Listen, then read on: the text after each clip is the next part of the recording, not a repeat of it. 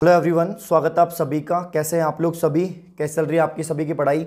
तो यहाँ पर आज का जो हमारा टॉपिक होने वाला है वो रंगाई और छपाई है। प्रिंटिंग वाला टॉपिक है, छोटा सा टॉपिक है लेकिन काफ़ी सवाल यहाँ से बनते हैं। इसके जो फैक्ट है बहुत महत्वपूर्ण है। एक दो सवाल यहाँ से पूछे जा सकते हैं आपके एग्जाम के अंदर, तो इसको देख लेते हैं हम लोग। इससे पहले आर्ट एंड कल्चर में हमने कुछ टॉपिक पढ़ा दिए हैं, जैसे कि हस्तकला, वो भी बहुत महत्वपूर्ण टॉपिक है, वहाँ से भी एक दो सवाल पूछे जाते हैं। इसके अलावा लोक नृत्य मैंने आपको पढ़ा दिए हैं, लोक देवता मैंने आपको पढ़ा दिए हैं, ठीक है ना। तो रंगाई छपाई की अगर हम बात करें दोस्तों, तो सबसे पहले इसके अंदर हम देखेंगे बाड़मेर, ठीक है ना, कि बाड़मेर की कौन कौन सी प्रिंटिंग यहाँ पर जो है फेमस है। जैसे अपने सांगानेर के अंदर प्रिंट जो है फेमस है, सांगानेरी प्रिंट पूरे वर्ल्ड में फेमस है, उसी प्रकार से बाड़मेर के अंदर भी जो है अजरक प्रिंट जो है वो बड़ी फेमस है। तो यही याद रखना है कि बाड़मेर की कौन सी है, सांगानेर की प्रिंट कैसे फेमस है, ये बस नाम याद रखने, आपको कुछ नहीं करना, ठीक है ना। बाड़मेर की अगर हम बात करें दोस्तों, तो बाड़मेर का है अजरक प्रिंट। कौन सा प्रिंट है? अजरक प्रिंट है। नीले रंग का प्रिंट होता है, मतलब नीले रंग का यहाँ पर कलर किया जाता है, नीले रंग से इसको प्रिंट किया जाता है, ठीक है ना।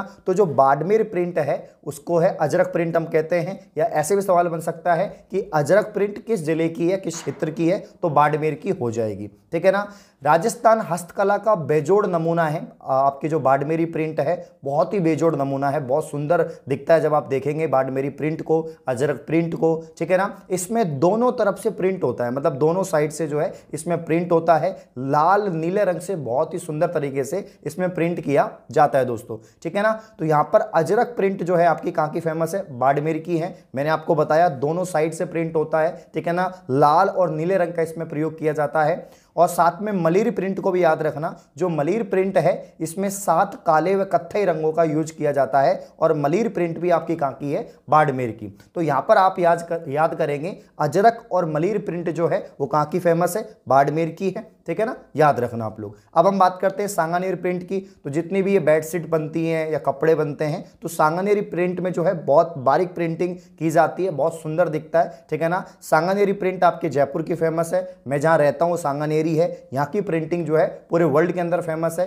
काला व लाल रंग का इसमें प्रयोग किया जाता है। और यहाँ के एक बहुत ही फेमस पेंटर हैं जो प्रिंटिंग की दुनिया में जाने जाते हैं, उनका नाम है मुन्ना लाल गोयल, ठीक है ना। इसको यहाँ पर सांगानेरी प्रिंट को अंतर्राष्ट्रीय ख्याति दिलाई थी इन्होंने, पहचान दिलाई थी, याद रखना, ठीक है ना। तो सांगानेर प्रिंट की अगर हम बात करें दोस्तों, सांगानेर जयपुर के अंदर है, काला व लाल रंग का इसमें प्रयोग किया जाता है। मुन्ना लाल गोयल का नाम याद रखना, इन्होंने सांगानेरी प्रिंट को जो है बहुत यहाँ पर फेमस करा है, ठीक है, क्लियर है। नेक्स्ट बगरू प्रिंट, ये इंपॉर्टेंट है, इसमें याद रखना। बगरू भी आपके कहां पर है? जयपुर के अंदर ही है। सांगानेर भी आपके जयपुर के अंदर है, यानी जयपुर के अंदर प्रिंटिंग बहुत ज्यादा की जाती है। यहाँ की जो प्रिंट्स है काफी ज्यादा फेमस है दोस्तों। तो प्राकृतिक रंगों का प्रयोग किया जाता है। प्राकृतिक मतलब जो नेचुरल कलर हैं उनका यहाँ पर यूज किया जाता है, जो आपके फूलों से प्राप्त होते हैं या पेड़ पौधों से प्राप्त होते हैं, उन रंगों का यहाँ पर प्रयोग करके बगरू प्रिंट जो है यहाँ पर फेमस है इस चीज के लिए, याद रखना, ठीक है ना। तो बगरू प्रिंट जयपुर की है, इसमें प्राकृतिक रंगों का प्रयोग किया जाता है। सांगानेरी प्रिंट भी जयपुर की है, इसमें काला व लाल रंग का प्रयोग किया जाता है,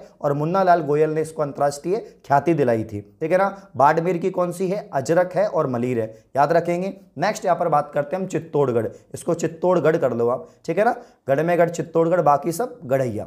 तो चित्तौड़गढ़ में चित्तौड़गढ़ किला है, और वहां के अंदर दाबू प्रिंट, आजम प्रिंट और जाजम प्रिंट। तो आजम और जाजम प्रिंट कहां की है? ये आपके चित्तौड़गढ़ की है दोस्तों। काफी बार एग्जाम में पूछा गया है कि आजम जाजम जो प्रिंट है वो कहां की है? तो आकोला है, आकोला ग्राम की, आकोला गांव, आकोला क्षेत्र की है, जो कहां पर है? आपके चित्तौड़गढ़ में। कहां पर है दोस्तों? चित्तौड़गढ़ में है, ठीक है ना। दाबू प्रिंट भी कहां की है? चित्तौड़गढ़। तो दाबू आजम जाजम, आजम जाजम दाबू, चित्तौड़गढ़, आकोला, चित्तौड़गढ़, इतना याद रख लेना, एग्जाम में यही पूछेंगे।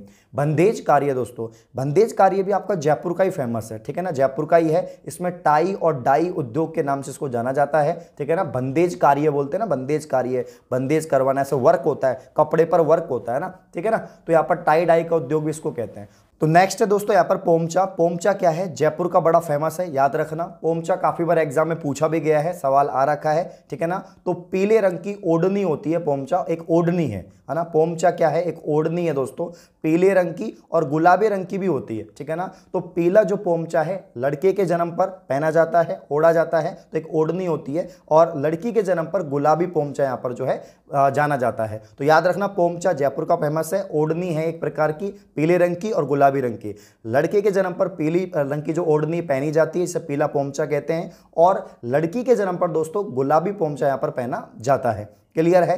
गोटा किनारी की अगर हम बात करें, जो आपके जितने भी जो है यहाँ पर ओढ़नी होती हैं या आपके जो यहाँ पर जो है लहंगे होते हैं, उन पर जो गोटा किनारी लगाई जाती है उसको गोटा किनारी कहते हैं। और खंडेला सीकर का गोटा किनारी काफ़ी फेमस है, और इसके गोटे के यहाँ पर कुछ यहाँ पर नाम भी दे रखे हैं, किरण, बाकड़ी, लप्पा लप्पी। ये एग्जाम में पूछा जा चुका है। एग्जाम में काफ़ी बार ये पूछा गया है कि किरण, बाकड़ी, लप्पा लप्पी क्या है, या लप्पा लप्पी किसके प्रकार है, क्या गोटे के प्रकार है या किसी अन्य चीज़ के प्रकार हैं। ये सवाल एग्जाम में बन चुका है। तो गोटा किनारी की बात करें, खंडेला सीकर की फेमस है, और किरण, बाकड़ी, लप्पा लप्पी की बात करें, ये गोटा किनारी के प्रकार हैं, याद रखना आप लोग। ठीक है ना। नेक्स्ट है दोस्तों यहाँ पर गलीचे, नमदे। गलीचे आप जानते ही होंगे, जो नीचे बिछाते हैं, ठीक है ना, दरी टाइप में होते हैं। तो यहाँ पर गलीचे, नमदे की अगर हम बात करें, टोंक के फेमस है, ठीक है ना।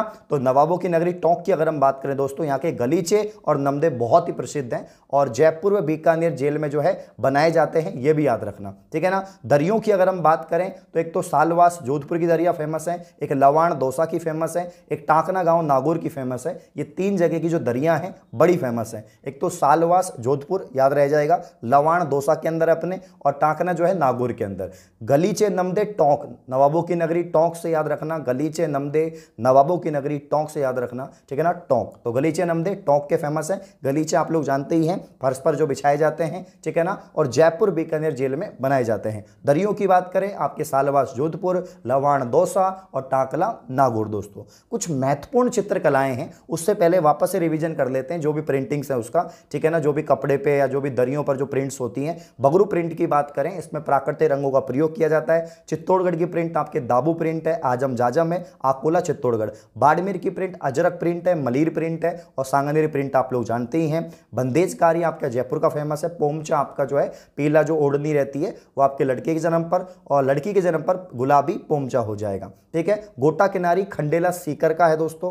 किरण, बाकड़ी, लप्पा लप्पी, ये जो है गोटा के प्रकार हैं। ये एग्जाम में पूछा गया सवाल है, बहुत महत्वपूर्ण है दोस्तों, है ना। तो यहाँ पर स्टार लगाना, इंपॉर्टेंट लगाना कि किरण, बाकड़ी, लप्पा लप्पी किसके प्रकार हैं, एक गोटा के प्रकार हैं जो आपके कपड़ों पर लगता है। ठीक है, याद रखना आप लोग।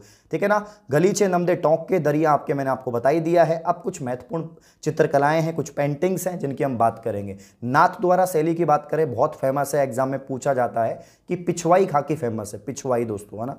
पिछवाई का संबंध कहाँ पे है, तो पिछवाई का संबंध जो है आपके नाथ द्वारा राज संबंध से। ठीक है ना। तो पिछवाई चित्रण नाथ द्वारा शैली की मौलिक विशेषता है, और श्री कृष्ण की मूर्ति के पीछे का कपड़ा है ये। श्री कृष्ण की लीलाओं का चित्रण इसमें है ना। एक जो है श्री कृष्ण की मूर्ति के पीछे का जो कपड़ा होता है वो पिछवाई आपके, जिसमें श्री कृष्ण की लीलाओं का विस्तृत वर्णन किया गया है। तो नाथ द्वारा का संबंध पिछवाई से है। नाथ द्वारा आपके राजसमंद के अंदर पिछवाई यहाँ पर जो है नाथ द्वारा में की जाती है। ठीक है। उस्ता कला की आप लोग बात करें तो यहाँ पर उस्ता कला ऊंट के ऊपर जो यहाँ पर चित्रण किया जाता है, जो डिजाइन बनाई जाती है ना ऊंट की खाल के ऊपर, उसको बोलते हैं उस्ता कला। ये आपका बीकानेर का फेमस है। ठीक है ना। राय सिंह अली रज्जा और उस्ता हामिद रज्जा, ये मुगल दरबार के लाहौर की अगर हम बात करें तो लाहौर से इसको बीकानेर लाए थे। ठीक है ना। तो उस्ता कला जो है ऊंट के ऊपर, ऊंट की खाल के ऊपर जो वर्क किया जाता है, जो डिजाइन बनाया जाता है, उसको उस्ता कला कहते हैं। उस्ता का मतलब ही ऊंट है यहाँ पर। तो राय सिंह अली रज्जा और उस्ता हामिद रज्जा जो है ये मुगल दरबार लाहौर से इसको लेकर आए थे बीकानेर। ठीक है ना।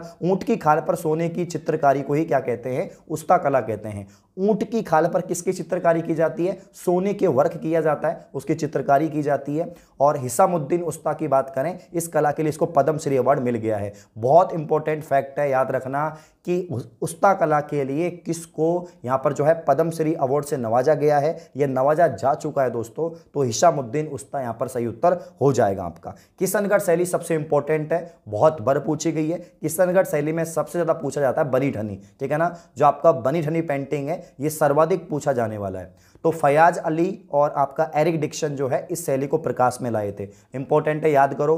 किशनगढ़ शैली को प्रकाश में कौन लाए, तो फयाज अली, एरिक डिक्शन।